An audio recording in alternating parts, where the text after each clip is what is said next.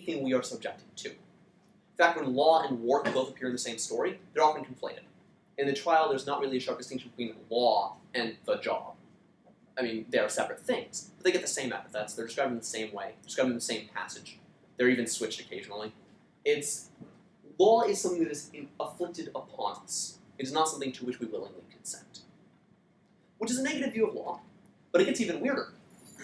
It's a negative view of law that Kafka does not want us to have any other way about. There's a story, The Advocates, that contains a great line by the main character, who is running through a building that he has no idea whether it is a courthouse or not. He's looking for a lawyer, an advocate.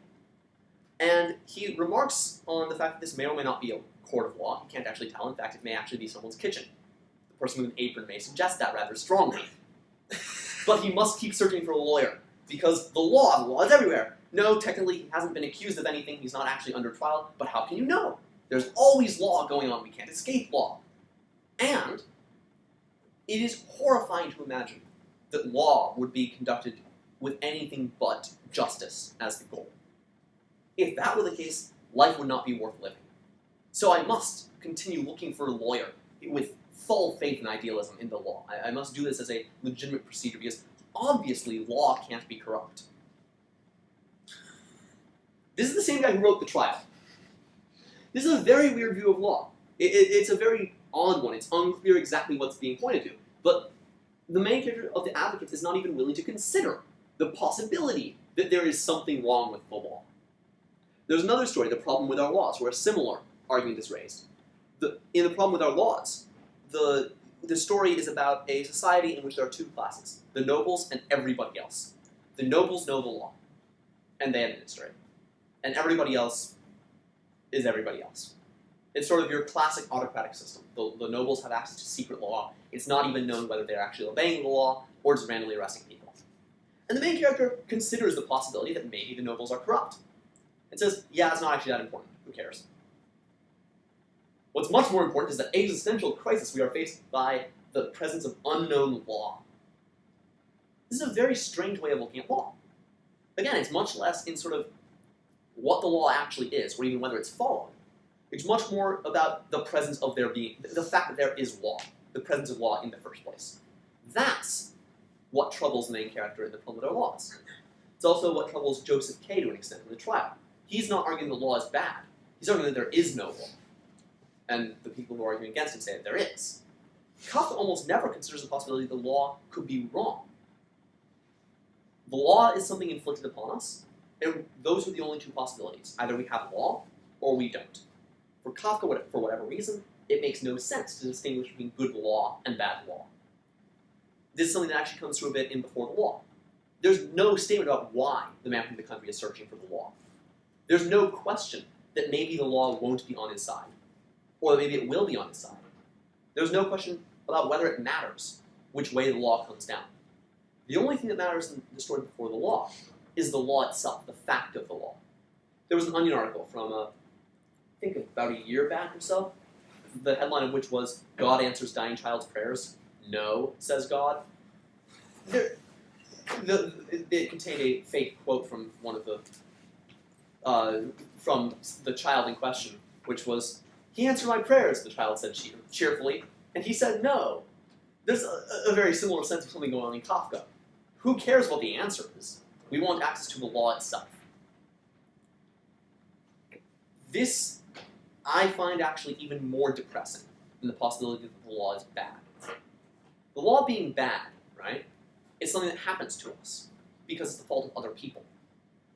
That just stops as far as other people are nasty. Having the only two choices be law that governs everything and no law starts to sound a lot more like something Hasty mentioned, an existential problem, right? And in fact, this is what it comes out as.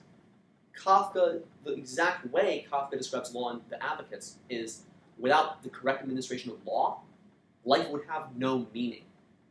He also says it wouldn't be worth living, but his main point is life would have no meaning. The characters in Kafka don't seek out the law to try and adjudicate their own cases, although they hope they won't be stabbed to death in a gully like certain characters. Yeah. Although technically it's not a gully, it's a ravine or a quarry or something. I think it's a quarry, I don't know. They hope they won't be stabbed to death, but that's really secondary. The description of the main character in the trial, when two large guys with a double-edged butcher knife show up at his door, is, oh, they sent you people? You guys don't look like lawyers. Well, let's get this over with. I find this deeply disturbing. On a really fundamental level, something nasty is going on. And it's made worse by the fact that Kafka is such a good writer.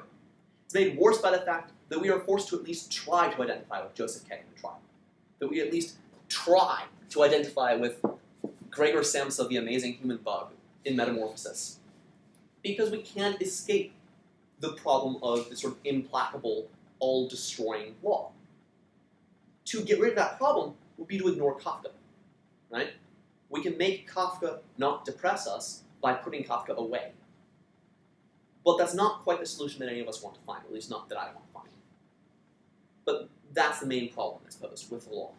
If we want to actually read Kafka at all, if we want to get anything out of reading Kafka, we're forced to accept at the start this view of the law as some sort of giant monster. A monster, moreover, that is positive. We like the monster, even though it occasionally stabs us in quarries. It's still better than the alternative. This is the particular form of distressingness that Kafka takes on with respect to the law. So I'm actually going to argue this is a positive view of the law and indeed affirms human meaning and is all happy puppies and buggies. Yeah, I have an interesting job in the next, 20 minutes. So, a brief word. I mentioned before, I think I called it by a few names, but one of them was lightness. The quality Kafka's works have of sort of flowing effortlessly, not really giving any weight to a specific topic. They do this in good ways and bad ways. I think Before the Law and Imperial Message both have this sort of nice beauty by not touching on anything too much, by not giving anything too much significance. The words themselves, they may be depressing, but they don't seem to carry weight. They seem to just fly by. On the other hand, it can also be really, really distressing, the way Kafka employs this sense of lightness.